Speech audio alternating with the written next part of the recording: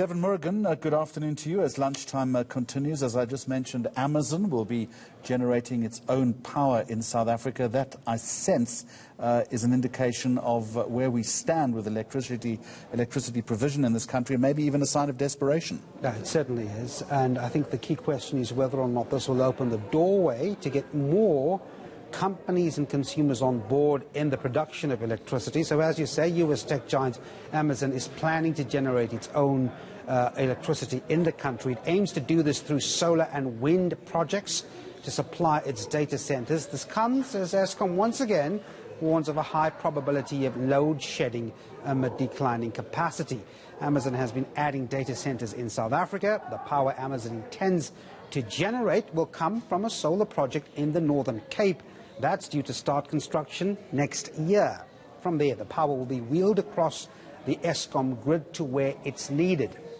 Now, the solar group will be responsible for developing the project and will build, own and operate the solar facility in the Northern Cape. We chat to Chris Hoare, the executive director of the group. Chris, thanks very much indeed for talking to us. So the regulator NERSA has approved this Amazon project. What makes it a milestone project? This is a very interesting one. You've used the term milestone here. Why? Yes, good afternoon, Devin. Thanks for the opportunity to be on the show. The project is significant for a couple of reasons. The first is that it really demonstrates our progress towards a more open and transparent and modernized electricity grid, where consumers have the option in terms of the nature and the price of the power that they actually procure. And this makes South Africa more attractive to many international corporations like Amazon, who are seeking to achieve 100% renewable energy targets.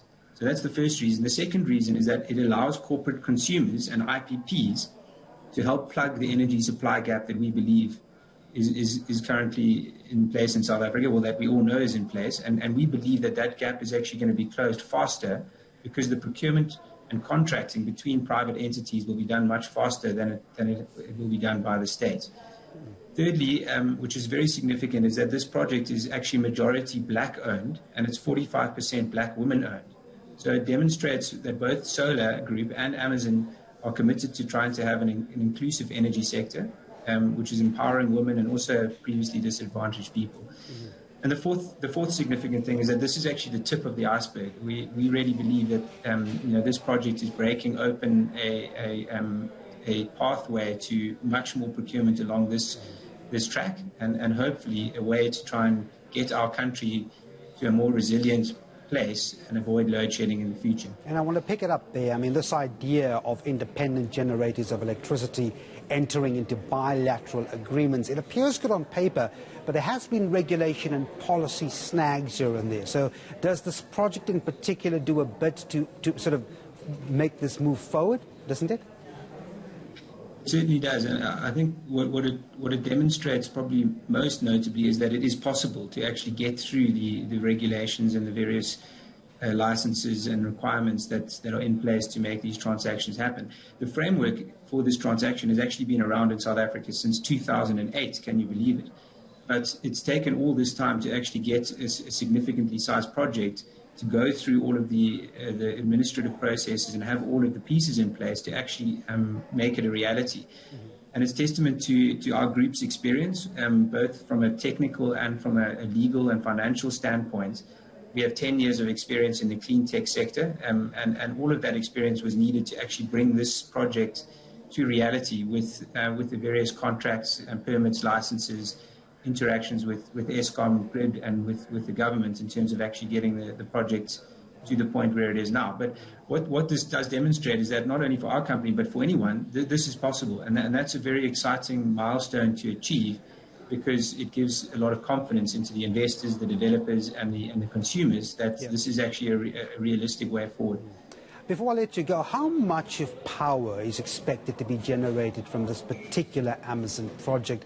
And just how valuable is such a magnitude? Give us some perspective here, Chris. Yeah, so the project size will be 11 megawatts in DC or 10 megawatts AC in capacity. And that's enough to generate electricity for about 5,000 homes equivalent. And in the course of a year, we'll generate around about 28 gigawatt hours of electricity, which we will then sell to Amazon via the network. And so it is a significantly sized project. And there are obviously consumers that will consume more than that in some cases. And I think the opportunity is also for them to look at these types of opportunities.